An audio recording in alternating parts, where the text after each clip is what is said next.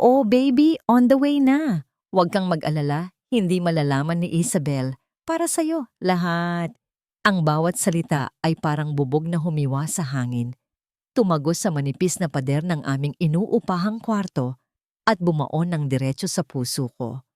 Nakatayo ako sa gitna ng aming munting sala.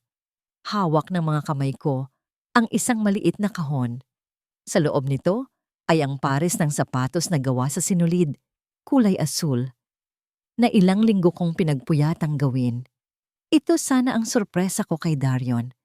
Ang simbolo na handa na kaming dalawa na salubungin ang aming panganay. Ang amoy ng paborito niyang adobong manok na atay na niluto ko ng buong pagmamahal ay nakakapit pa sa aking damit. Nagpapaalala sa akin ng pag-asang binuo ko para sa gabing ito. Ngunit ang pag-asang iyon ay biglang naging lason. Ang boses niya sa kabilang kwarto, puno ng lambing na matagal nang ipinagkait sa akin, ay para sa iba.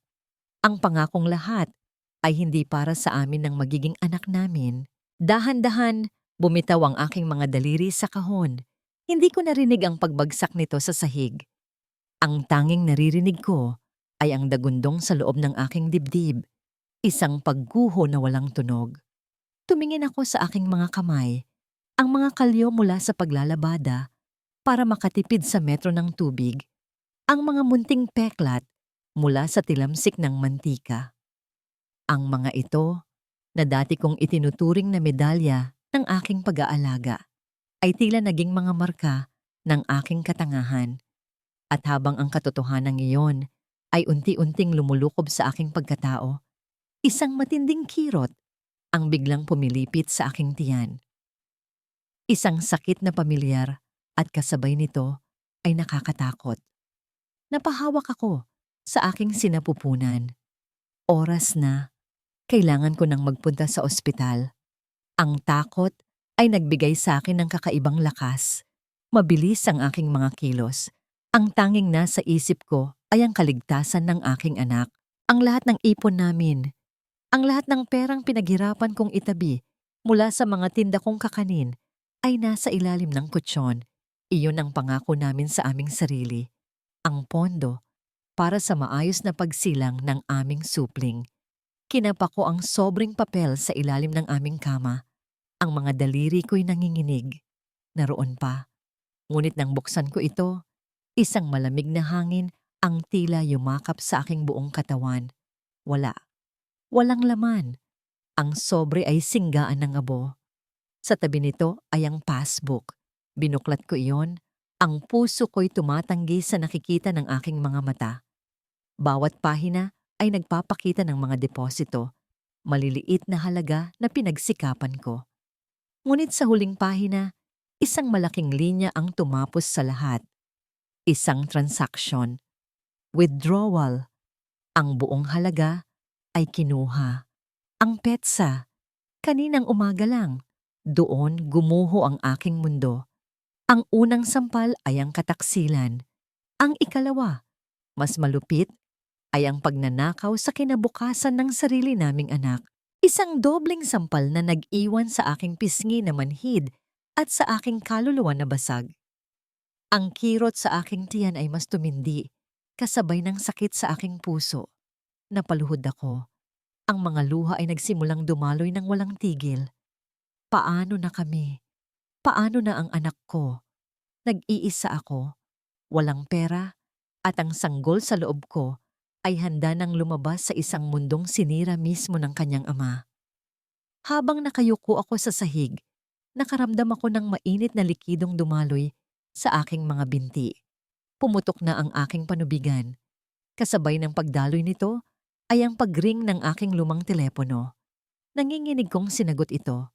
Isang boses ng babae, kalmado ngunit apurahan, ang narinig ko mula sa kabilang linya. Mrs. Alvarez, tumatawag po ako mula sa Quezon City General Hospital. Nakita po sa inyong records ang senyales ng komplikasyon. Kailangan nyo na pong pumunta rito kaagad. Ang boses sa telepono ay parang matulis na bakal na humila sa akin pabalik sa kasalukuyan. Sa sahig na basa, At sa sakit na muling pumilipit sa aking sinapupunan, walang oras para magdalamhati. Ang aking anak ay kailangang mailabas. Sa gitna ng rumaragas ang ulan, sumakay ako ng jeepney. Bawat lubak sa kalsada ng Quezon City ay parang isang suntok sa aking kaluluwa. Bawat preno ng sasakyan ay isang dagdag na hagupit sa aking nanlalambot na katawan. Nakahawak ako ng mahigpit sa bakal na hawakan. Ang mga pasahero sa paligid ko ay mga aninong walang mukha. Ang tanging panalangin ko sa Diyos ay hindi para sa aking sarili, kundi para sa munting buhay na dinadala ko. Anak, kumapit ka lang. Malapit na tayo. Pagdating sa ospital, ang amoy ng gamot at paghihirap ang sumalubong sa akin. Isang nurse sa information desk ang tumingin sa akin mula ulo hanggang paa. Ang aking basang damit, ang aking mukhang namumutla. Down payment po, ma'am, sabi niya. Ang boses ay walang anumang emosyon. Naiwan ko. Wala akong dalang pera. Halos pabulong kong sagot. Ang kanyang mga mata ay biglang nanlamig. Walang salita. Itinuro niya ang isang mahabang pasilyo sa kaliwa. Ang daan papunta sa charity ward. Ang silid na yon ay walang pangalan. Tanging mga numero lamang sa pinto. Sa loob, ang mga kama ay magkakatabi. Pinaghihiwalay lamang ng kupas na kurtina. Ang mga daing ng ibang mga ina ay humahalo sa hangin. Dito, sa gitna ng mga estranghero, sa ilalim ng isang ilaw na aandap-andap, isinilang ko ang aking anak. Isang mahirap at mahabang proseso kung saan ang tanging lakas ko ay ang pagnanasang makita ang kanyang mukha. At nang sa wakas ay inilagay siya sa aking mga bisig. Ang lahat ng sakit, lahat ng pighati ay pansamantalang naglaho. Siya ay maliit, ang kanyang balat ay kulubot. Ngunit para sa akin, siya ang pinakamagandang nilalang sa buong mundo. Hinaplos ko ang kanyang pisngi. Elio, bulong ko. Ang pangalan mo ay Elio. Ang kanyang init, ang kanyang amoy na parang bagong bukas na lupa. Pagkatapos ng ulan, iyon ang naging aking mundo. Kinabukasan, isang figura ang tumayo sa paanan ng aking kama. Si Doña Corazon. Perpekto ang kanyang ayos, ang kanyang mamahaling damit, ay tila nang iinsulto sa kahirapan ng silid. Tiningnan niya ang natutulog na si Elio sa aking tabi, hindi nang may pagmamahal, kundi nang may pagsusuri. Bakit parang sakitin ang batang to? Ang kanyang unang mga salita, kasing talim ng patalim. Ano bang pinaggagawa mo noong buntis ka? Baka naman nagpapabaya ka, mana yata sa'yo. Hindi ako umimik. Niyakap ko na lang ng mahigpit si Elio. Ilang sandali pa, dumating si Darion. May dalang isang maliit na buke ng bulaklak na halatang binili lang sa tabi-tabi.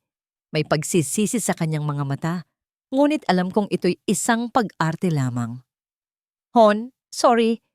Nagkaroon ng emergency sa kumpanya, sabi niya.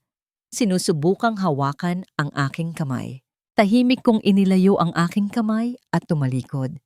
Ang amoy ng mga bulaklak ay hindi kayang tabunan ng lansa ng kanyang kasinungalingan. Bago sila umalis, isang nurse ang nag-abot ng paunang listahan ng bayarin.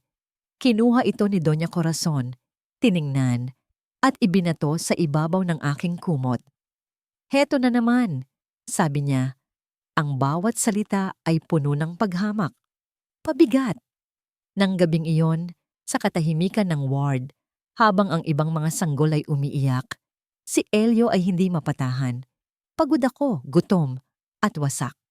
Ngunit habang tinititigan ko ang kanyang munting mukha, isang alaala ang bumalik sa akin. Isang awit na kinakanta ng aking ina sa aming probinsya sa Visayas. Isang wiuyayi. Dahan-dahan, sinimulan kong awitin ito.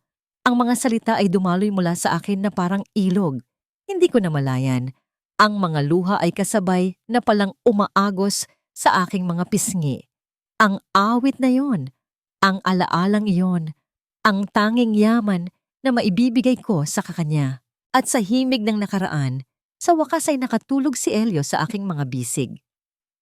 Kinaumagahan, bago ako payagang lumabas, nilapitan ako ni Darion. Mag-isa siya.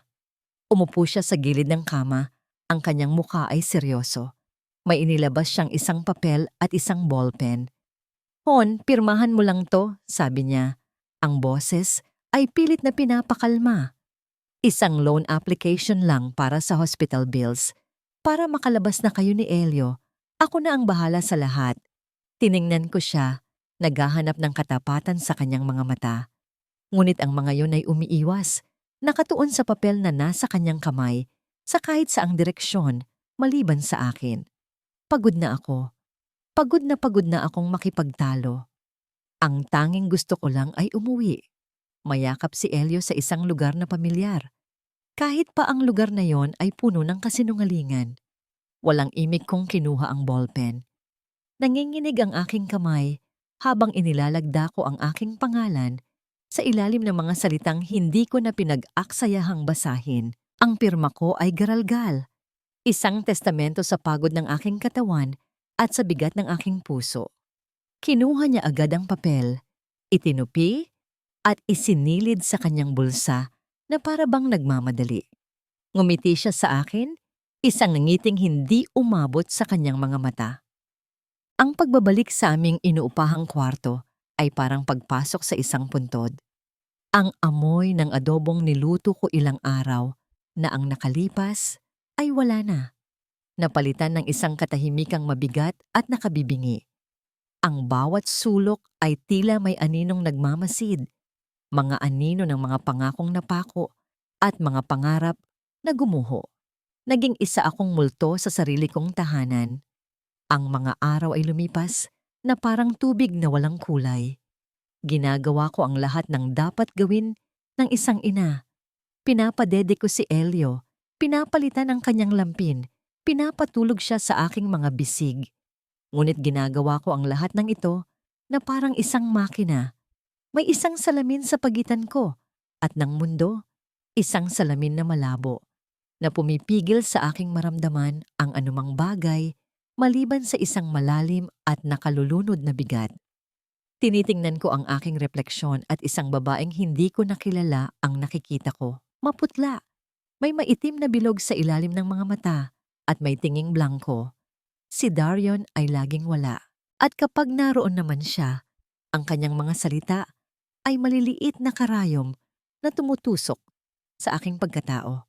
"Pagod ka lang, Hon? Masyado kang emosyonal." Sasabihin niya kapag nakikita niya akong nakatulala. "Magpahinga ka. Binibigyan kita ng espasyo, di ba?" Ang kanyang espasyo ay ang kanyang pag-iwas, ang kanyang pag-unawa ay ang kanyang pagwawalang bahala. Unti-unti, nagsimula akong maniwala sa kanya. Baka nga ako ang may problema. Baka nga ako ay nag-iinarte lang. Ang pakiramdam ng pagkakasala ay nagsimulang gumapang sa aking puso. Mas masakit pa kaysa sa kataksilan. Dumating ang araw ng check-up ni Elio. Habang naghihintay kami sa pila sa health center, isang pamilyar na mukha ang aking nakita. Si Alma, ang yaya na tumulong sa akin sa ospital. Nasa katanghalian na siya ng kanyang buhay, ang kanyang mukha ay may mga guhit na ng karanasan, ngunit ang kanyang mga mata ay puno ng kakaibang sigla. Ngumiti siya sa akin. "Kumusta na kayo, Isabel? At ang pogi nating si Elio?" Pilit akong ngumiti pabalik. "Okay lang po kami." Hindi siya naniwala. Tinitigan niya ako, hindi nang may paghuhusga, kundi nang may pag-unawa. Nakita niya ang hindi ko masabi. Nakita niya ang mga anino sa aking mga mata. Nang kami na ang susunod, at habang sinusuri niya si Elio, dahan-dahan niyang inilagay ang kanyang kamay sa aking balikat. Ang init niyon ay tila gumising sa isang bahagi ng aking diwa na matagal nang natutulog. "Hindi ka nag-iisa," mahinang sabi ni Alma. Sapat lang para marinig ko. Iyon lang, 2 salita. Ngunit para sa akin, iyon ay isang salbabida na inihagi sa isang taong nalulunod. Sa unang pagkakataon sa loob ng maraming linggo, may isang taong tumingin sa akin At nakita ang tunay na ako. Hindi ang asawa, hindi ang ina, kundi si Isabel na nasasaktan. Naramdaman ko ang pag-init ng aking mga mata. Pinigilan ko ang mga luhang nagbabadyang tumulo. Bago kami umalis, habang inaayos ko ang lampin ni Elio, may idinula si Alma sa aking palad. Isang maliit at matigas na piraso ng karton. Isang calling card. Hindi ko tiningnan kung ano ang nakasulat. Kung kailangan mo ng kakampi, bulong niya, tawagan mo yan. Umuwi ako na may dalang kakaibang pakiramdam. Ang bigat sa aking dibdib ay naroon pa rin, ngunit may isang munting sinag ng liwanag na sumilip. Itinago ko ang card sa ilalim ng mga damit ni Elio, sa isang lugar na hindi makikita ni Darion, isang sikreto, isang pag-asa. Nang gabing iyon, habang mahimbing na natutulog si Elio sa aking tabi, umupo ako sa dilim. Pakiramdam ko ay medyo mas malakas ako. Marahil, sabi ko sa sarili ko, malalampasan ko rin ito. Marahil kailangan ko lang bigyan ng panahon. At sa sandaling iyon ng munting pag-asa, umilaw ang screen ng aking lumang telepono. Isang mensahe mula sa isang numerong hindi pamilyar. Binuksan ko ito. Hindi ito salita. Isa itong litrato. Si Marites, nakangiti ng napakatamis sa kamera. Ang kanyang buhok ay nakaayos. Ang kanyang labi ay pulang-pula. At sa kanyang leeg, kumikinang ang isang kwintas na diamante, sumasalamin sa liwanag ng isang mamahaling restaurant. Kasunod ng litrato, isang maikling text message ang lumitaw. Regalo ng asawa mo. Mas masaya siya sa akin. Ang imahe ni Marites, masaya at nagtatagumpay, ay parang laso na kumalat sa aking ugat. Ang galit, isang emosyon na matagal kong ikinulong sa ilalim ng takot at pagtitimpi, ay biglang sumabog. Sa isang iglap ng pagnanasang burahin ang kanyang mukha sa aking isipan, ibinalibag ko ang telepono sa pader. Ang tunog ng nabasag na screen at mga pirasong tumalsik sa sahig ay nag-iwan ng isang nakabibinging katahimikan. Huminga ako ng malalim. Ang dibdib ko ay umaakyat baba. Sa pagkasira ng teleponong yon, parang may isang tanikala na nalagot. Ang huling koneksyon ko sa kanilang mapanlinlang na mundo ay wala na. Ngayon, ako na lang at si Elio. Sa gitna ng kalat, ang mga mata ko ay napadpad sa isang sulok ng aming kwarto. Natatabunan ng alikabok at mga lumang damit. Naroon ang bagay na tanging pamana sa akin ng aking ina. Ang kanyang makinang panahi, luma, depadyak at mabigat. Dinala ko ito mula sa Visayas. Dala ang pangarap na balang araw ay gagamitin ko ito para tustusan ang aming magiging pamilya. Isang pangarap na kinalimutan ko nang dumating ako sa Maynila. Dahan-dahan, nilapitan ko ito. Hinawi ko ang alikabok sa ibabaw at lumitaw ang pangalan ng brand na halos hindi na mabasa. Ang paglilinis dito ay naging isang ritual. Habang pinupunasan ko ang bawat bahagi nito, parang pinupunasan ko na rin ang pagdududa at kawalan ng pag-asa sa aking puso. Kinuha ko ang calling card na bigay ni Alma. Nanginginig ang mga kamay ko habang tinitiipa ko ang numero sa telepono aming kapitbahay, nagbabaka sakaling papayagan akong makitawag. Isang boses na kalmado at propesyonal ang sumagot. Ipinaliwanag ko ang aking sitwasyon sa mga salitang putol-putol.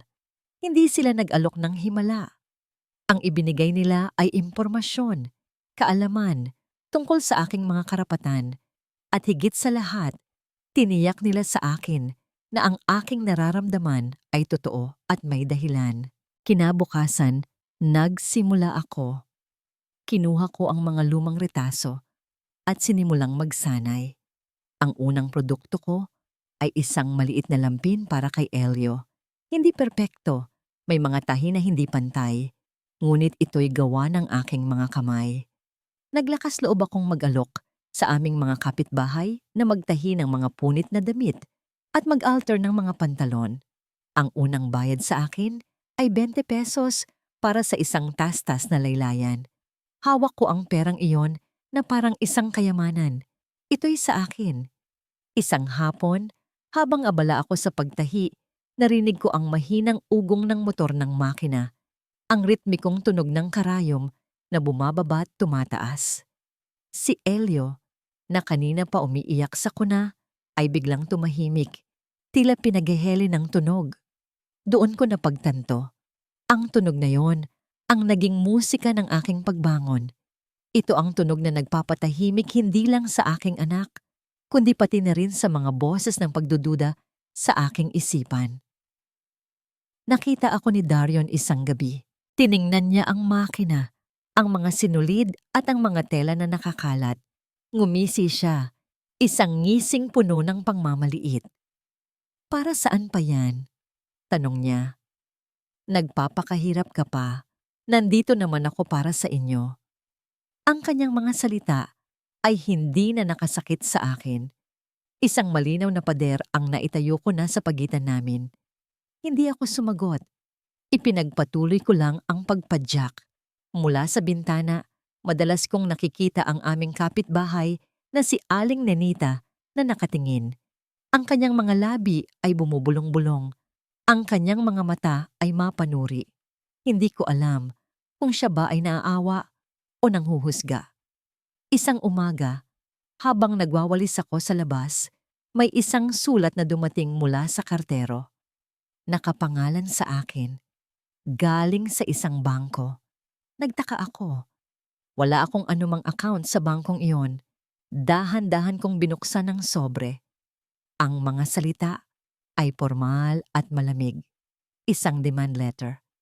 Sinasabi nito na ako ay nabigong bayaran ang unang hulog para sa isang personal na pautang. Tiningnan ko ang halaga.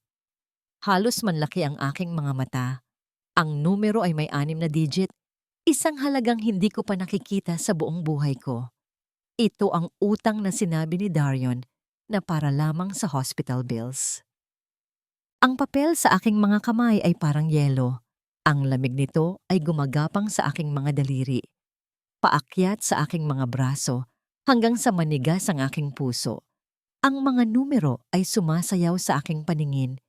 Isang halaga na hindi ko kayang kitain kahit magtahi ako sa buong buhay ko. Ito ay hindi pagkakamali. Ito ay isang hatol. Hinintay ko si Darion. Bawat minuto ay parang isang oras. Nang sa wakas ay bumukas ang pinto, ang galit na inipon ko ay sumiklab. Sinalubong ko siya, hindi ng yakap, kundi ng sulat na yon. Ano to, Darion? Ang boses ko ay nanginginig, hindi sa takot, kundi sa purong galit. Tiningnan niya ang papel, at sa isang saglit, nakita ko ang pagkataranta sa kanyang mga mata bago ito napalitan ng isang pamilyar na maskara ng pagkukunwari. Ah, yan ba? Business loan lang yan, Hon? Sabi niya, pilit nang ngumingiti. Para sa future natin, isang investment. Investment? Halos isigaw ko ang salita. Ang sabi mo pambayad lang sa ospital. Pinirmahan ko yan dahil akala ko para sa kapakanan ni Elio. Saan mo dinala ang pera, Darion? Bakit masama bang mangarap para sa pamilya ko? Biglang tumaas ang kanyang boses. Palagi ka nalang ganyan, Isabel, nega. Hindi mo kasi naiintindihan ang pagnenegosyo. Huwag kang mag-alala, babalik din yan ng doble. Ang kanyang mga salita ay walang laman. Ang kanyang mga mata ay nagsasabi ng ibang kwento. At sa gitna ng aming pagtatalo, isang anino ang dumating sa aming pintuan. Si Doña Corazon, nakatayo roon. Ang kanyang mukha ay kasing tigas ng marmol. Ang kanyang pagdating ay hindi nagkataon lamang. Ito ay isang planadong pag-atake. Ano itong naririnig ko? Isang eskandalo? Malamig niyang sabi. Ang tingin ay diretso sa akin. Hindi na ako magtataka. Mula nang dumating ka sa buhay ng anak ko, puro kamalasan na lang ang dala mo. Pagkatapos ay ibinato niya ang bomba. Nakausap ko na ang aming abogado. Isang babaeng wala sa sarili at baon sa utang. Ay hindi karapat-dapat mag-alaga ng isang Alvarez. Kukunin namin ang bata. Ang mundo ko ay huminto sa pag-ikot. Ang banta na iyon Ang banta na kunin sa akin si Elio ay mas masakit pa sa lahat ng panloloko at pagnanakaw.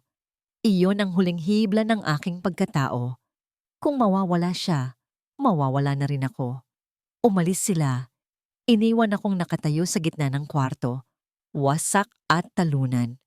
Ang unang pumasok sa isip ko ay ang tumakas. Kunin si Elio, magdala ng ilang damit at tumakbo kung saan hindi nila kami mahahanap. Bumalik sa probinsya, magsimulang muli. Ang desperasyon ay isang lason na mabilis kumalat. Naglakad ako papunta sa kuna kung saan mahimbing na natutulog ang aking anak. Ang kanyang dibdib ay marahang tumataas baba, ang kanyang mga labi ay bahagyang nakaawang, ang kanyang mukha ay payapa. Walang kamalay-malay sa bagyong sumisira sa mundo ng kanyang ina. Habang tinititigan ko siya, isang bagong damdamin ang pumalit sa takot. Isang matinding galit, isang determination na kasing tigas ng bakal. Hindi ako tatakbo. Ang pagtakbo ay pag-amin na talo na ako. Ang pagtakbo ay pagpayag na sila ang manalo. Sila ang may kasalanan. Bakit ako ang magtatago? Dahan-dahan, hinaplos ko ang kanyang pisngi. Ang init ng kanyang balat ang nagbigay sa akin ng lakas. Hindi tayo aalis, anak. Bulong ko sa hangin. Ang bawat salita ay isang panunumpa. Lalaban si Mama. May isang sagradong lakas na bumuhos sa aking pagkatao. Ang pagiging ina. Kinuha ko ang calling card na bigay ni Alma. Hindi na ako nag-alinlangan. Lumabas ako at muling nakiusap na makitawag sa kapitbahay. This time, my voice was steady. I explained everything, leaving no detail out. Binigyan nila ako ng isang address sa Cubao at sinabing pumunta ako kaagad. Hindi ako nag-aksaya ng panahon. Maingat kong binihisan si Elio. Inilagay siya sa isang lumang baby carrier at umalis ng walang lingon-lingon. Habang nasa biyahe, ang bawat mukha na nakikita ko ay tila mga anino ni Darion at Doña Corazon. Ngunit sa tuwing titingin ako sa aking anak, ang takot ay napapalitan ng tapang. Ang address ay isang maliit na gusali, nasa ikalawang palapag. Ang opisina ay simple, walang anumang karangyaan. May ilang mga upuang plastik at isang mesa. Isang lalaking nakasalamin ang nakaupo sa likod nito, abala sa pagbabasa ng mga dokumento. Kumatok ako ng marahan. Nag-angat siya ng tingin. Ang kanyang mukha ay seryoso. Ang kanyang mga mata ay matalas at mapanuri. Wala siyang nangiti, walang anumang emosyon. Tiningnan niya ako, pagkatapos ay ang sanggol na dala ko. Tumayo siya. Maupo ka, Ginang Alvarez, sabi niya sa isang boses na profesional at direkta. Sabihin mo sa akin ang lahat. Ang opisina ni Attorney Rafael Inigo ay simple. Walang mamahaling painting sa pader, walang makapal na carpet sa sahig. Ang tanging dekorasyon ay ang mga hilera ng makakapal na libro tungkol sa batas. Ang kanyang kaseryosohan ay bumagay sa lugar. Dito, ang tanging mahalaga ay ang katotohanan. At sa unang pagkakataon, inilahad ko ang lahat. Ang bawat salita ay parang bubog na kailangan kong bunutin mula sa aking lalamunan. Ikinuwento ko ang gabi ng aking panganganak, ang ninakaw na pera, ang panlalait ni Doña Corazon, ang papel na pinirmahan ko, at ang litrato ni Marites. Habang nagsasalita ako, hindi niya ako pinutol. Nakikinig lang siya. Ang kanyang mga mata ay nakatutok sa akin. Ang kanyang mga daliri ay magkasalikop sa ibabaw ng mesa. Hindi siya nagpakita ng awa. Ang ibinigay niya sa akin ay isang bagay na mas mahalaga, respeto. Nang matapos ako, isang mahabang katahimikan ang namagitan sa amin. Ginang Alvarez, sa wakas ay sabi niya, ang kanyang boses ay kalmado ngunit may bigat. Ang nararamdaman ninyo ay hindi imahinasyon. Ang tawag dyan ay emotional at financial abuse. At labag iyan sa batas. Ngunit ang batas ay nangangailangan ng pruweba. Ang mga salita laban sa salita ay hindi sapat. Kailangan nating itala ang katotohanan. Binigyan niya ako ng mga tagubilin na kasing linaw ng kristal. Una, ipaayos ko ang aking nasirang telepono. Ito ang magiging sandata ko. Pangalawa, kailangan ko ng isang maliit na notebook at ballpen na dapat ay laging nakatago. Isulat mo ang lahat. Utos niya. Ang bawat masasakit na salita, ang bawat pagbabanta, ang bawat panlalait. Isulat mo ang petsa, ang oras, at kung sino ang nagsabi. Ang bawat mensahe sa text, isave mo. At higit sa lahat, sa tuwing kakausapin ka nila, lalo na tungkol sa pera o sa bata, i-record mo. Ang pag-uwi sa bahay ay may kasamang bagong takot.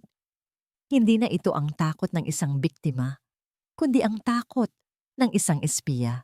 Ang bahay na dati aking kulungan ay naging isang larangan ng digmaan. Bawat kilos ko ay may kalkulasyon. Ang teleponong ipinaayos ko sa halagang kinita ko sa pananahi ay naging aking tago at mapanganib na kakampi. Ang unang pagkakataon ay ang pinakamahirap. Pumasok si Darion sa kwarto. Ang kanyang mukha ay nagpapahayag ng pagsisisi. "Hon, patawarin mo na ako," sabi niya.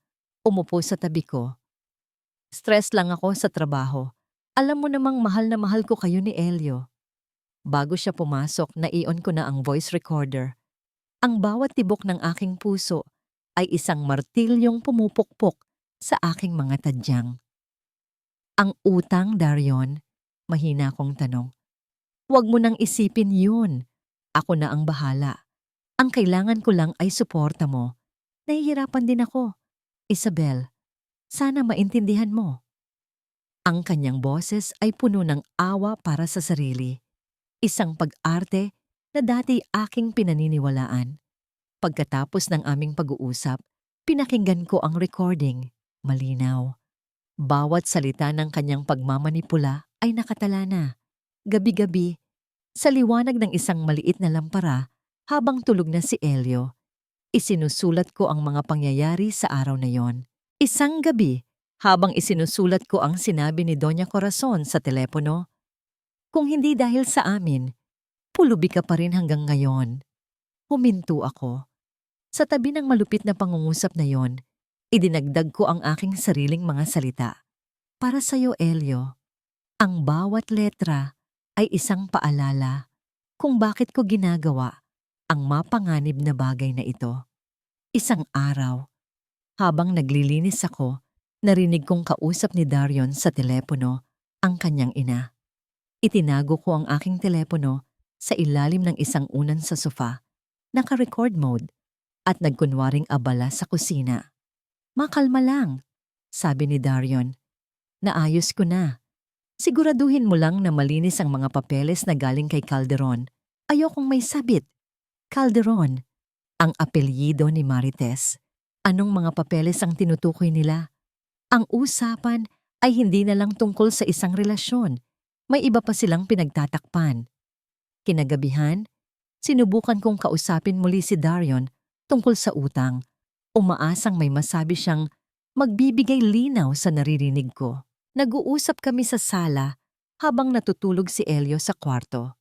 Ang telepono ko ay nasa ibi-abaw ng maliit na mesa sa tabi ng sofa, nakatago sa ilalim ng isang panyo. Ang recording app ay tahimik na gumagana. "Darion, kailangan nating mag-usap tungkol sa pera." Sinimulan ko. Pilit pinapakalma ang aking boses.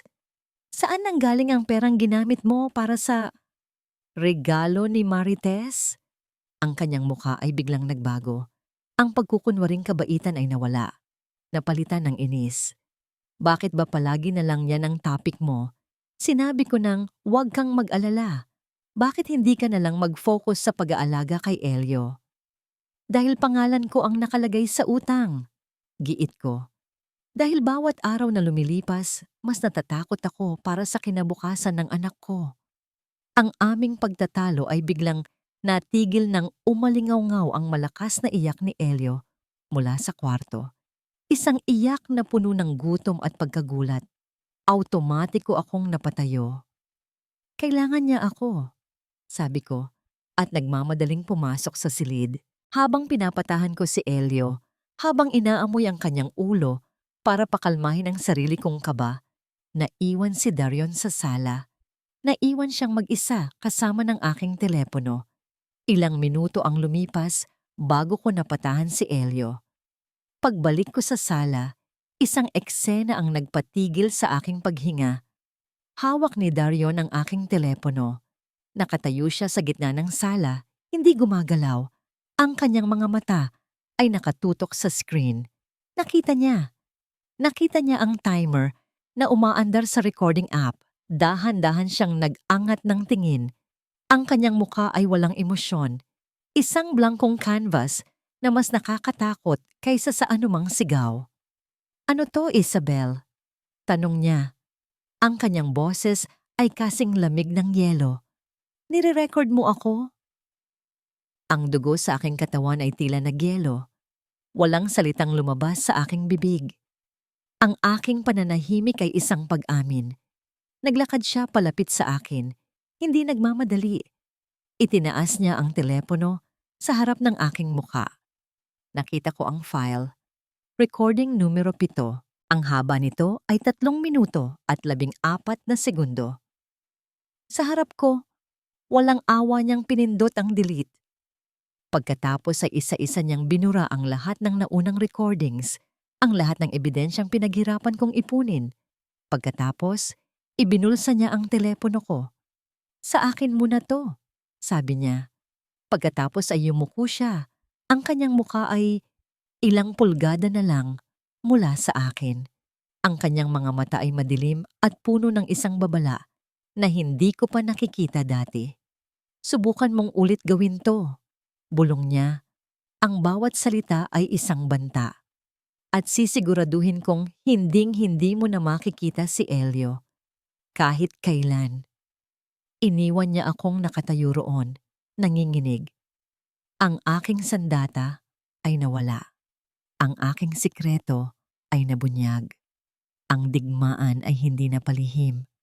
At ngayon, alam na ng kalaban na ako ay lumalaban. Ang pagdating ni Doña Corazon ay parang isang malamig na hangin na pumasok at hindi na umalis. Ang amoy ng kanyang mamahaling pabango ay kumapit sa bawat sulok ng bahay. Tinatabunan ng amoy ng gatas at baby powder ni Elio. Ang boses niya ang naging orasan ng aming mga araw. Isang boses na laging may puna, laging may utos. "Bakit ganyan ang suot ng apo ko? Mukhang basahan. Huwag mong kargahin ng ganyan. Baka masanay. Ang adobong tinimpla mo ay kulang sa asin. Parang pagkatao mo walang lasa." Ang USB sa aking taguan, sa loob ng tahi ng isang lumang unan, ay naging aking tanging sikreto, ang aking tanging pag-asa.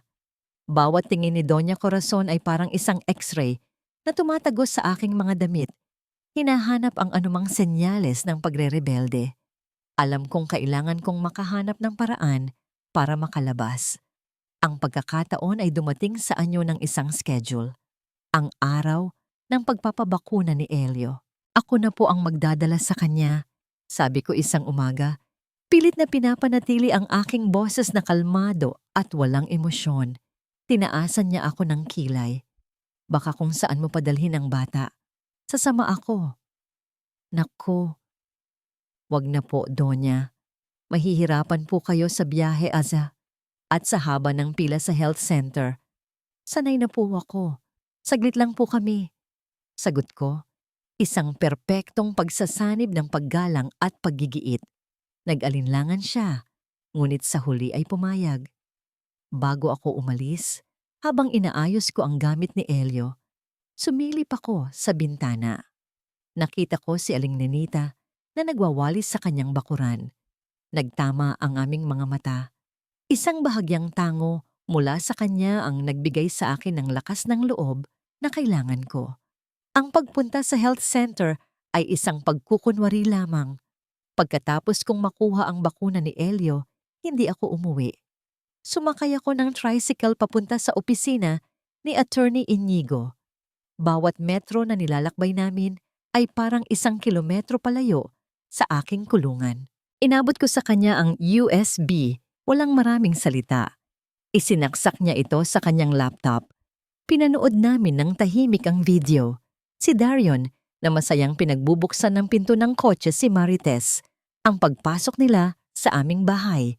Ang halik na ninakaw nila sa may pintuan. Malinaw, hindi maikakaila. Nag-angat ng tingin si Attorney Inigo. "This changes everything," sabi niya. "Hindi na ito usapin ng sinabi niya laban sa sinabi mo. Ito na ang unang putok." Pag-uwi ko, ang bahay ay tahimik. Isang katahimikang mas nakakakaba kaysa sa anumang sigaw. Naabutan ko si Doña Corazon na nakaupo sa sala. Sa kanyang kandungan ay naroon si Elio. At sa mesang katabi niya ay may isang sobrang gawa sa makapal na papel. Isang business envelope, bukas na. "Saan ka nanggaling?" tanong niya. Ang kanyang boses ay kalmado sa isang paraan na nagpatindig ng aking mga balahibo. "Sa health center po. Nagpabakuna si Elio?" Sagot ko. Pilit na iniiwasan ang kanyang mga mata.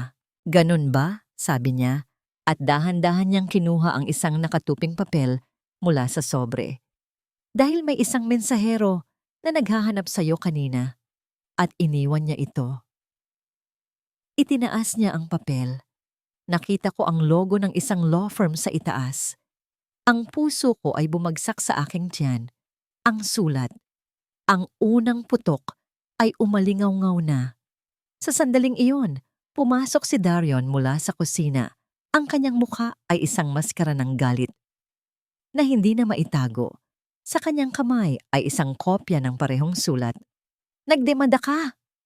Sigaw niya. Ang kanyang boses ay umalingaw-ngaw sa aming munting sala.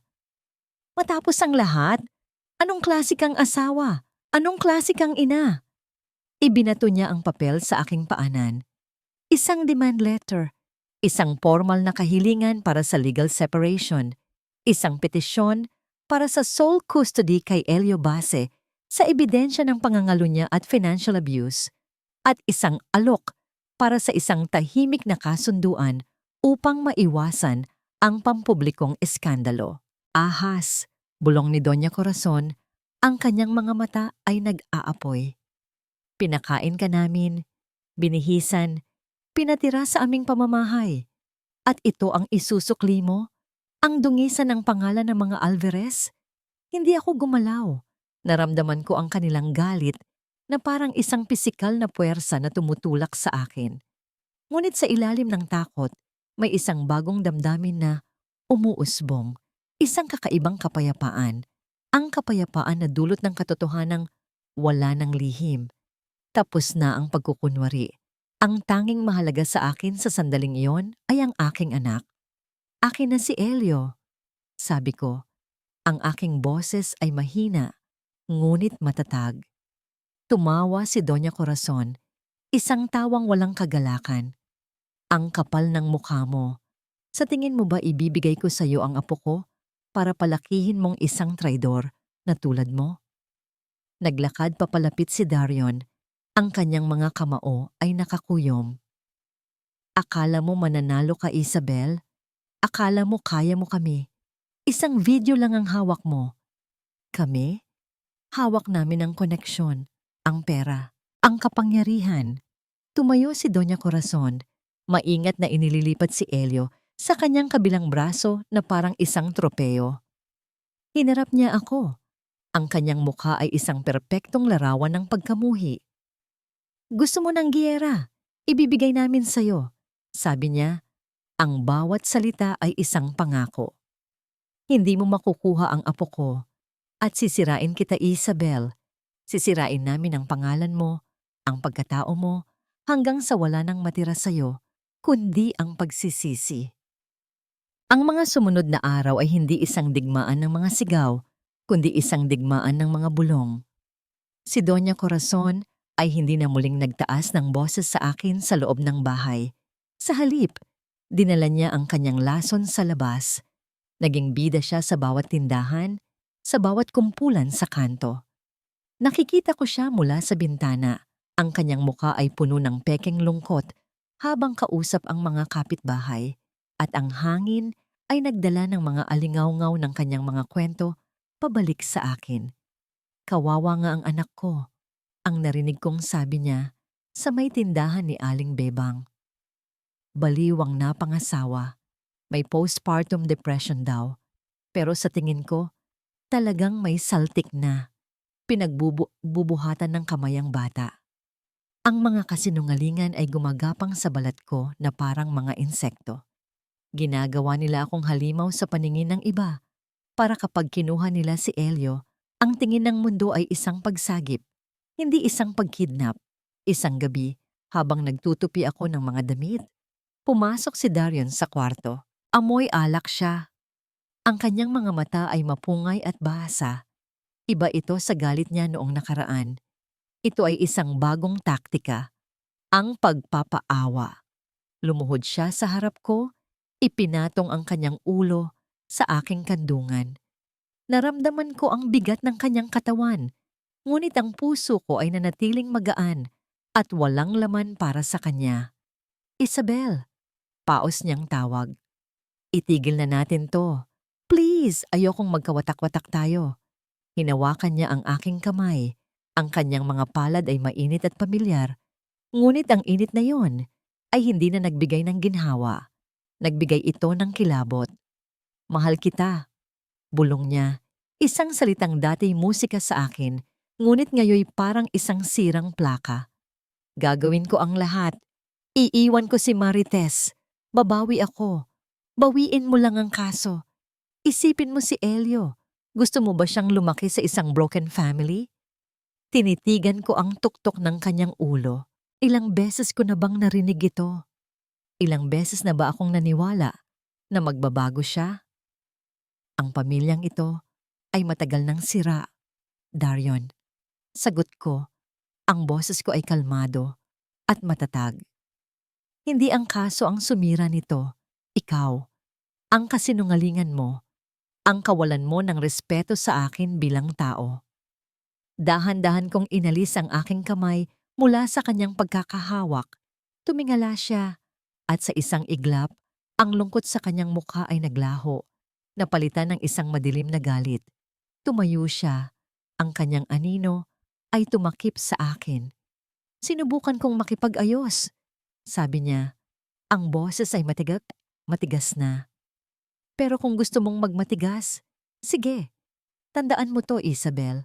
Sa korte, walang puwang ang mga drama mo. Pera at ebidensya ang naglalaban doon. At wala ka ng mga yun. Iniwan niya akong mag-isa sa dilim. Ngunit mali siya.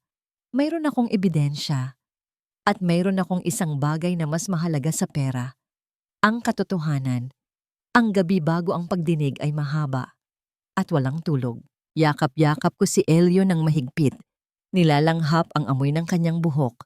Bawat minuto ay parang isang oras. Narinig ko ang pagpatak ng ulan sa bubong. Isang ritmong tila sumasabay sa kabog ng aking dibdib. Bukas, haharapin ko ang bagyo. Bukas, huhusgahan ako hindi bilang isang ina, kundi bilang isang kaso, isang numero. Madaling araw na nang makatanggap ako ng isang mensahe mula kay Attorney Inigo. Maikli lang ito, ngunit sapat na para pakalmahin ang aking nagwawalang damdamin. Handa na tayo. Magpahinga ka. Bukas, ang katotohanan ang magsasalita. Bumangon ako at tiningnan ang aking sarili sa salamin. Ang babaeng nakikita ko ay hindi na ang Isabel na umiiyak sa sulok. Ang mga mata niya ay pagod, oo, pero may apoy na nagliliyab sa loob nito. Isinuot ko ang pinakamagandang damit na meron ako. Isang simpleng blusang puti na ako mismo ang nagtahi. Plansado, malinis, marangal. Nang sumikat ang araw, binuhat ko si Elio. Handa na kami. Ang katahimikan ay tapos na. Ang loob ng hukuman ay may kakaibang lamig. Isang lamig na tumatagos hanggang sa buto, na tila walang kinalaman sa lakas ng aircon. Ang hangin ay amoy lumang papel at barnisadong kahoy. Nakaupo ako sa tabi ni Attorney Inigo, ang aking mga kamay ay mahigpit na magkasalikop sa aking kandungan upang pigilan ang kanilang panginginig. Sa kabilang panig, naroon sila, ang pamilya Alvarez. Si Darion, nakasuot ng mamahaling barong Tagalog, ay mukhang kagalang-galang. Si Doña Corazon, na may suot na itim na bestida at perlas, ay nakataas ang noo na parang siya ang may-ari ng lugar na ito. Kasama nila ang kanilang abogado, isang lalaking mayabang, ang tindig na panay ang bulong sa kanila. Tiningnan nila ako ng may halong awa at pangungutya, na para bang sigurado na sila sa kanilang tagumpay. Nagsimula ang paglilitis. Ang abogado ni Darion ang unang sumalakay. Ang kanyang mga salita ay matatalim at walang pakundangan. Ipininta niya ako bilang isang babaeng baliw. Isang inang may malalang sakit sa pag-iisip na dulot ng panganganak. Isang probinsyana na walang kakayahang buhayin ang kanyang anak at umaasa lamang sa awa ng pamilya ng asawa.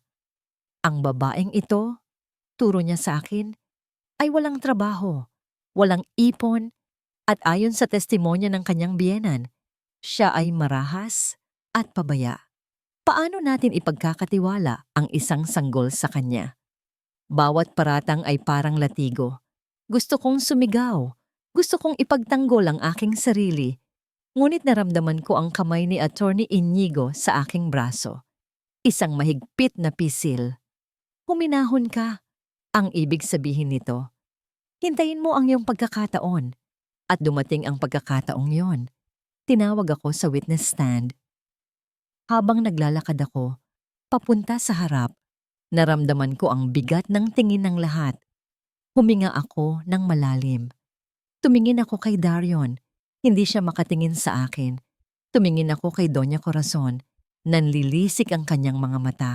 At sa huli, tumingin ako sa hukom. Ginang Alvarez, tanong ni Attorney Inigo sa kanyang kalmadong boses.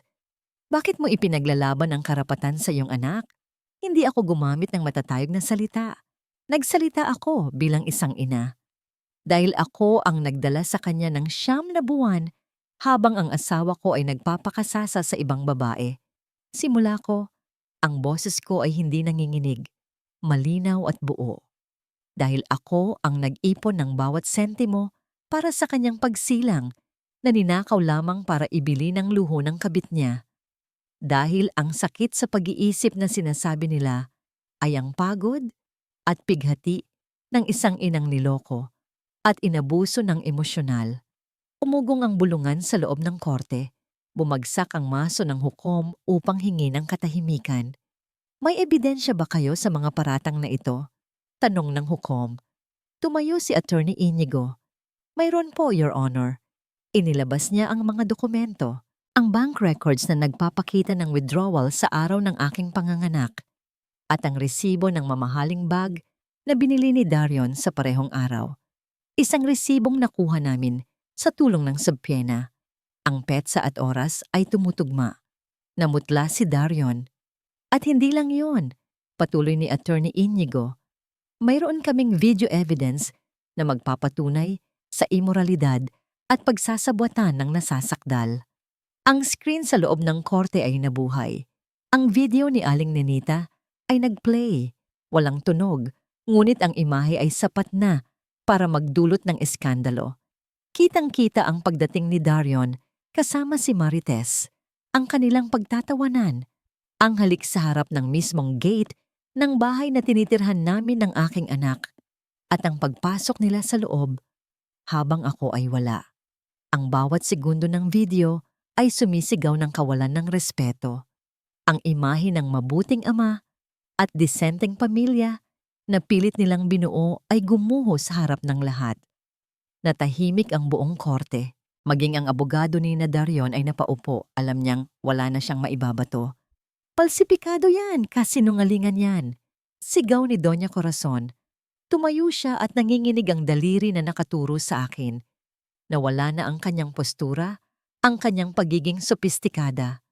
Ang natira na lang ay isang matandang babaeng desperada at puno ng galit. Order in the court!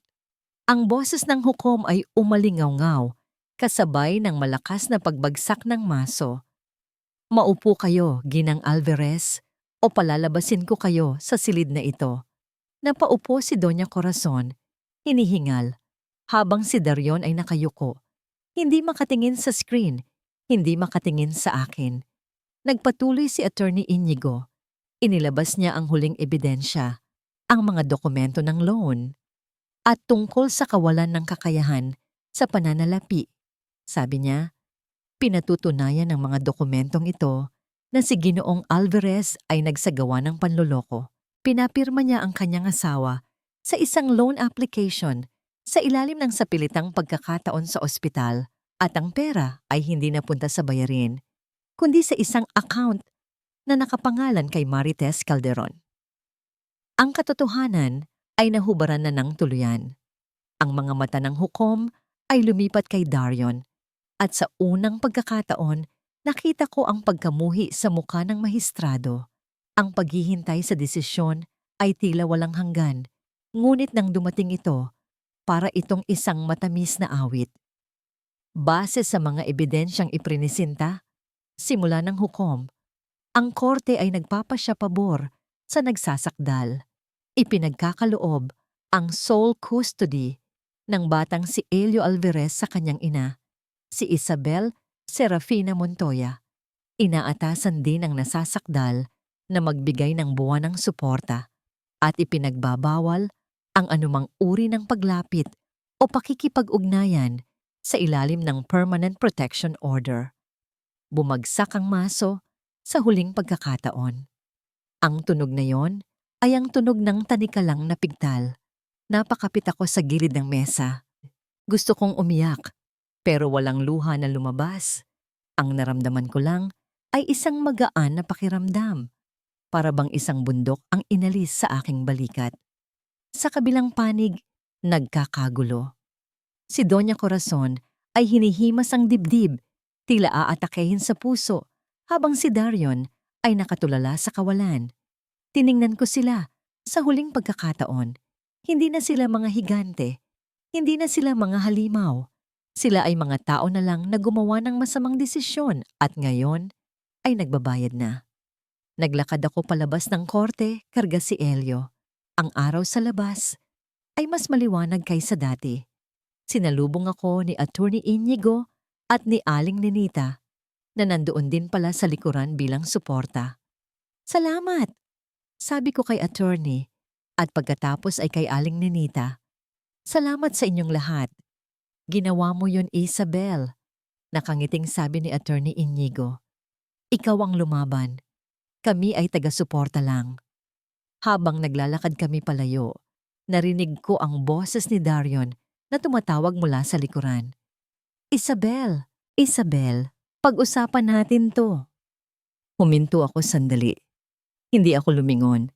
Hinigpitan ko lang ang yakap ko kay Elio. Naramdaman ang tibok ng kanyang puso sa aking dibdib. Wala nang dapat pag-usapan. Ang kwento namin ni Darion ay tapos na. Ang kwento namin ni Elio ay nagsisimula pa lang. Nagpatuloy ako sa paglalakad. Bawat hakbang ay palayo sa nakaraan. Bawat hakbang ay patungo sa isang kinabukasang ako na mismo ang may hawak. Ang tagumpay sa korte ay hindi nagtapos sa pagbagsak ng maso ng hukom.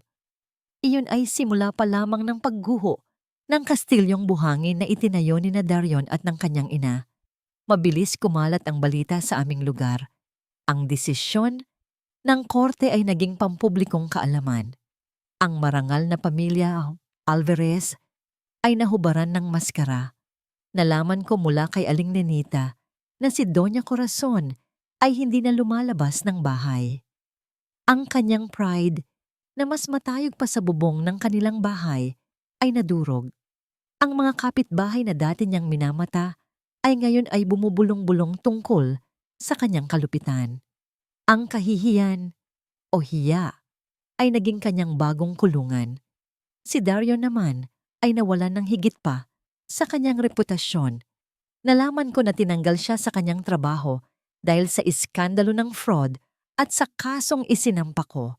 At si Marites, ang babaeng ipinalit niya sa akin, At sa aming anak, tulad ng inaasahan, hindi nagtagal ang kanilang pagmamahalan nang mawala ang kinang ng salapi. Ayon sa mga tsismis, nakita si Marites na naghakot ng kanyang mga gamit mula sa kondo ni Darion ilang araw matapos ang hatol. Wala nang regalong mamahalin, wala nang libreng bakasyon, at dahil doon, wala na rin siya. Iniwan niya si Darion sa gitna ng kanyang pagbagsak, mag-isa, at baon sa utang na siya rin naman ang dahilan. Ang karma ay hindi isang marahas na bagyo, kundi isang tahimik na pag-alis ng lahat ng hindi totoo. Para sa akin, ang pagbagsak ng kanilang mundo ay hudyat ng pagtatayo ko ng sarili kong pundasyon. Sa tulong ni Aling Nenita at ng ilang bagong kaibigan mula sa Women's Support Group, inilipat ko ang aming mga gamit sa isang maliit na paupahang bahay, malayo sa lugar na puno ng mapapait na alaala. Hindi ito malaki. Ang pintura ay luma na at ang sahig ay kawayan. Pero para sa akin, ito ang pinakamagandang palasyo. Dahil dito, walang sigawan, walang pangungutya, walang takot. Ang una kong ipinasok ay ang makinang panahi ni Inay. Inilagay ko ito sa tapat ng bintana kung saan pumapasok ang sikat ng araw. Pinunasan ko ito, hindi na bilang isang desperadong paraan para mabuhay, kundi bilang instrumento ng aking bagong simula. Naglagay ako ng isang maliit na karatula sa labas ng aming gate. Sinagtala, tailoring. Sinagtala, ang liwanag ng bituin na gumagabay sa mga nawawala. Ang una kong costumer ay si Aling Nenita. Nagpagawa siya ng kurtina. Mas maganda ang gising ko ngayon, Isabel, sabi niya habang sinusukat ko ang tela. Alam mo kung bakit? Kasi alam kong payapa ka na. Ngumiti ako, isang nangiting umabot hanggang sa aking mga mata. Salamat po, Aling Nenita. Kung hindi dahil sa inyo, wag mo akong pasalamatan, putol niya. Tinulungan lang kita, pero ikaw ang lumaban. Ikaw ang sumagip sa sarili mo. Nang gabing iyon, sa aming unang gabi sa bagong bahay, nagluto ako ng simpleng hapunan. Pritong isda at mainit na kanin. Walang adobo, walang handaan, pero ang lasa ng pagkain ay napakatamis. Ito ang lasa ng kalayaan. Pinanood ko si Elio habang mahimbing siyang natutulog sa kanyang kuna. Wala nang mabibigat na yabag na paparating. Wala nang boses na manlalait sa kanya. Ang mga pader na nagkukulong sa amin noon ay wala na. Ang natitira na lang ay ang 4 na dingding ng aming munting tahanan na puno ng pagmamahal. Lumapit ako sa bintana at tumingala sa langit. Walang buwan, pero napakaraming bituin. Huminga ako ng malalim. Nilalanghap ang hangin ng gabi na walang halong bigat ng nakaraan. Napatawad ko na ba sila? Hindi ko alam. Siguro, balang araw. Pero sa ngayon, sapat na ang alam kong hindi na nila kami muling masasaktan. Ang hustisya ay naibigay na, at ang bukas ay akin nang isusulat. Ang panahon ay isang mahusay na manggagamot. Hindi nito binubura ang peklat, pero inaalis nito ang kirot. 5 taon na ang lumipas. Ang maliit na karatulang sinagtala na isinabit ko sa gate noon ay naging pangalan na ng isang kilalang patahian sa Quezon City. Ang aming munting paupahan ay napalitan ng isang mas maaliwalas na bungalow na napapaligiran ng mga bulaklak. Sa loob ng aking shop, ang sabay-sabay na ugong ng mga makinang panahi ay parang isang masayang orkestra. Ang mga empleyado ko, karamihan, ay mga solo parent at mga babaeng nanggaling din sa mapapait na karanasan ay nakangiting nagtatrabaho. Ang tagumpay ko ay tagumpay din nila. Abala ako sa pag-aayos ng isang gown nang bumukas ang pinto. Ang tunog ng bell sa itaas nito ay nagpahinto sa akin sandali. Inasahan ko na si Elio iyon na parating na mula sa eskwela. Ngunit ang pumasok ay hindi isang masiglang bata. Isang lalaki ang nakatayo sa may pintuan, payat siya, ang kanyang balikat ay nakayuko na tila pasa ng mundo. Ang suot niyang polo shirt ay kupas na, malayo sa mga mamahaling damit na dati niyang isinusuot. Ang kanyang buhok ay may mga pilak na hibla at ang kanyang mukha ay puno ng mga guhit ng pagod at pagsisisi. Kinailangan ko ng ilang sandali bago ko siya makilala. Darion, banggit ko. Ang boses ko ay kalmado. Walang galit, walang takot. Tanging pagkagulat na lang.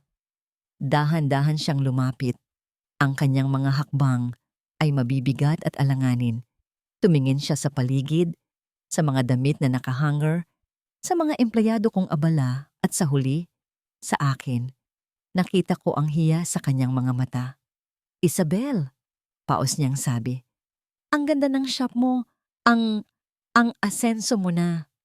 Salamat. Simpleng sagot ko. Hindi ko siya inalok na maupo. Nanatili akong nakatayo sa likod ng counter. Ang aking kastilyo, ang aking proteksyon. Anong kailangan mo? Napalunok siya. Nakita ko ang panginginig ng kanyang mga kamay. Gusto ko lang makita si Elio. Kung pwede sana. Tinitigan ko siya. Ang lalaking ito na dati ay kinatatakutan ko. Ang lalaking nagparamdam sa akin na wala akong kwenta. Ngayon ay nakatayo sa harap ko na parang isang basang sisiw. Nabalitaan ko ang nangyari sa kanya. Iniwan siya ni Marites nang maubos ang pera. Namatay si Doña Corazon sa sakit sa puso noong nakaraang taon, mag-isa at malungkot. Nawala ang lahat kay Darion. Nasa school siya, sagot ko. At alam mo ang utos ng korte, Darion, hindi ka pwedeng lumapit. Lumuhod siya. Doon, sa gitna ng aking shop, lumuhod ang lalaking dating napakataas ng tingin sa sarili. Patawarin mo ako, Isabel, garalgal niyang sabi, at nagsimulang tumulo ang kanyang mga luha. Patawarin mo ako sa lahat, sa pagnanakaw ko, sa panloloko ko, sa pagpapabaya ko. Araw-araw ko itong pinagsisisihan. Wala na akong iba. Kayo lang pala ang totoo sa buhay ko. Pwede pa ba? Pwede pa ba tayong magsimula ulit? Tiningnan ko siya at sa unang pagkakataon, naintindihan ko na ang tunay na kahulugan ng pagpapatawad. Hindi ito para sa kanya. Ito ay para sa akin. Para bitawan ang huling bigat na dala ko. Lumabas ako mula sa counter at tumayo sa harap niya. Hindi ko siya itinayo. Hinayaan ko siya sa kanyang posisyon. Napatawad na kita, Darion. Malumanay kong sabi. Nag-angat siya ng tingin. Puno ng pag-asa ang kanyang mukha. Talaga? So pwede na tayong maging pamilya ulit? Aayusin ko ang lahat, Isabel. Pangako. Umiling ako ng marahan at nakita ko ang pagguho ng pag-asa sa kanyang mga mata. Napatawad na kita dahil ayoko nang dalhin ang bigat ng galit sa puso ko, pero hindi ibig sabihin noon ay babalik tayo sa dati. Paliwanag ko. Ang boses ko ay matatag, pero hindi malupit. Ang tiwala. Kapag nabasag, parang salamin. Pwede mong pulutin ang mga piraso, pero hindi mo na mabubura ang mga lamat. Masaya na ako, Darion. Masaya na kami ni Elio. At ang kaligayahang ito, ako ang gumawa nito. Hindi ko kailangan ng isang lalaki para buuin ako. Tumayo siya ng dahan-dahan. Pinapahid ang kanyang mga luha. Naintindihan niya. Sa wakas, naintindihan niya na ang Isabel na kaya niyang manipulahin noon ay matagal nang wala. Salamat, bulong niya. Salamat sa pagpapatawad. At masaya ako para sa'yo. Tumalikod siya at naglakad palabas. Ang tunog ng bell sa pinto ay hudyat ng kanyang tuluyang paglisan sa aming buhay. Ilang sandali pa, bumukas muli ang pinto. Sa pagkakataong ito, isang masiglang mama ang umalingaw-ngaw. Tumakbo papalapit sa akin si Elio. Ang kanyang uniforme ay medyo gusot na mula sa paglalaro. At sa kanyang kamay ay may hawak siyang isang maliit na bulaklak na pinitas niya sa daan ang santan. Para sa'yo, Ma, kasi ang ganda mo na ngayon, sabi niya sabay abot ng bulaklak. Niyakap ko siya ng mahigpit. Inamoy ko ang kanyang buhok, ang amoy ng araw at pawis ng isang batang masaya at malaya. Lumabas kami ng shop habang palubog ang araw. Ang kalangitan ng Maynila ay pininturahan ng kulay kahel at lila. Hawak kamay kaming naglakad pa uwi. Wala akong prinsipe, wala akong kastilyo, pero habang tinitingnan ko ang aking anak at ang daang tinatahak namin, alam ko na ako ay reyna ng aking sariling buhay. At ito ang aking happy ending. Madalas kong isipin noon na ang buhay ay parang isang telang gusot-gusot, puno ng mga mantsa ng luha, punit dahil sa mga maling desisyon at gupit na hindi pantay. Akala ko, isa na lamang itong basahan na itatapon sa isang sulok. Ngunit mali ako. Ngayon, habang nakaupo ako sa aking opisina, sa ikalawang palapag ng sinagtala, pinakikinggan ko ang ritmo ng 10 makinang panahi sa ibaba. Ito ang musika ng aking buhay ngayon. Hindi na ito tunog ng desperasyon para kumita ng pambili ng gatas. Ito ay tunog ng mga pangarap na tinatahi, hindi lang para sa akin, kundi para sa bawat babaeng nagtatrabaho sa akin. Mga inang tulad ko na minsan ding nadapa at ngayon ay bumabangon. Si Aling Nenita, na ngayon ay tumatayo ng manager ng shop, ay masiglang nakikipag-usap sa mga kliyente. Ang kanyang tsismis ay napalitan na ng mga kwento ng inspirasyon. Siya ang patunay na ang mga taong akala natin ay nandyan lang para manood ay pwede ring maging instrumento ng pagbabago. Tungkol sa nakaraan, naging tahimik na ang mga alon. Si Darion ay tumutupad sa kanyang obligasyon. Buwan-buwan, nagpapadala siya ng sustento para kay Elio. Hindi malaki dahil nagsisimula pa lang siyang bumangon mula sa kanyang pagkakadapa. Pero tinatanggap ko ito ng may pasasalamat. Hindi para sa pera, kundi dahil nakikita kong sinusubukan niyang maging ama sa paraang kaya niya. Sa malayo, nang may respeto. Wala na kaming komunikasyon maliban sa mga updates tungkol sa bata. Ang aming kwento ay parang isang librong natapos na. Isinara ko na ito at inilagay sa estante. Hindi kinalimutan pero hindi na rin binabasa araw-araw. Si Attorney Inigo ay nanatiling isang mabuting kaibigan at tagapayo. Minsan, inaasar ako ng mga empleyado ko na bagay daw kami. Ngunit tuwing ngumingiti lang ako at umiiling, ang puso ko ay hindi sarado sa pag-ibig pero hindi ko rin ito hinahanap. Buo na ako. Ang pagmamahal na mayroon ako para sa aking sarili at sa aking anak ay umaapaw. At wala nang espasyo para sa pangungulila. Tumingin ako sa labas ng bintana. Sa garden sa ibaba, nakita ko si Elio. 10 taong gulang na siya ngayon. Nakaupo siya sa damuhan, nagbabasa ng libro, ang kanyang mukha ay payapa. Wala sa kanya ang yabang ng mga Alvarez. Ang nakikita ko sa kanya ay ang sipag at kababaang loob na itinuro sa akin ng aking mga magulang sa Visayas. Siya ang aking obra maestra. Siya ang pinakamagandang disenyo na nabuo mula sa mga retaso ng aking nakaraan. Napagtanto ko na ang pagpapatawad ay hindi isang regalo sa taong nakasakit sa iyo. Ito ay regalo mo sa iyong sarili. Ito ang gunting na pumuputol sa tali ng nakaraan para makalipad ka ng malaya. Kung hindi ko pinatawad ang tadhana, si Darion at ang aking sarili, marahil ay nakakulong pa rin ako sa silid na yon na walang pangalan, naghihintay ng sasagip sa akin. Tumayo ako at pinatay ang ilaw sa aking opisina. Pababa na ang araw at ang langit ay nagpapalit ng kulay mula asul patungong lila. Oras na para umuwi. Oras na para ipagluto ang aking anak. Bumababa ako ng hagdan, ang bawat hakbang ay magaan. Ako si Isabel Serafina Montoya. Dati akong biktima. Dati akong martir. Pero ngayon, ako na ang mananahi ng sarili kong tadhana.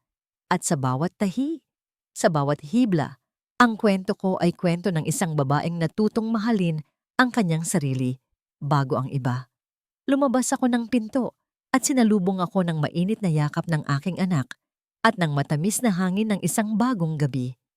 Diyan nagtatapos ang kwento ni Isabel, isang kwentong nagsimula sa pait ng luha at nagwakas sa tamis ng bagong pag-asa. Sa inyong lahat na sumama sa paglalakbay na ito, mula sa unang kabanata hanggang sa huling pahina, taos puso akong nagpapasalamat. Ang oras na inilaan ninyo sa pakikinig ay isang regalong hindi ko malilimutan. Aaminin ko, hindi naging madali ang paghabi sa kwentong ito. May mga gabing tumitigil ako sa pagsulat dahil masyadong mabigat ang aking dibdib, lalo na sa mga eksena kung saan naramdaman ni Isabel na nag-iisa siya sa ospital. Parang nararamdaman ko rin ang kanyang kirot, ang kanyang takot, at ang lamig ng gabing iyon. Ang kwento ni Isabel ay hindi lamang katang-isip. Ito ay hango sa mga bulong ng realidad, sa mga kwento ng tapang ng napakaraming kababaihan na tahimik na lumalaban araw-araw. Nais kong ipaalala na tulad ng isang binhi na ibinaon sa lupa, minsan kailangan nating madiligan ng luha at mabalot ng dilim bago tayo tuluyang sumibol at mamulaklak. Ang pag-ibig sa sarili at ang kakayahang magpatawad ay hindi tanda ng kahinaan, kundi ang tunay na susi sa ating kalayaan. At ngayon, bago tayo maghiwalay, nais kong iwan kayo ng isang tanong na gumugulo rin sa aking isipan. Kung kayo ang nasa katayuan ni Isabel, magagawa niyo rin bang patawarin ng buong puso ang taong dumurog sa inyong pagkatao kahit na alam niyong hindi na kayo babalik sa kanya? Gusto kong marinig ang inyong saloobin. Ibahagi ninyo ang inyong mga sagot at damdamin sa comments sa ibaba. Kung naantig ang inyong puso ng kwentong ito, o kung may napulot kayong aral, huwag sanang kalimutang i-like at ibahagi ang videong ito sa inyong mga kaibigan at pamilya na maaaring nangangailangan din ng pag-asa. Hanggang sa muli nating pagkikita sa susunod na kwento ng buhay, buhay at pag-ibig.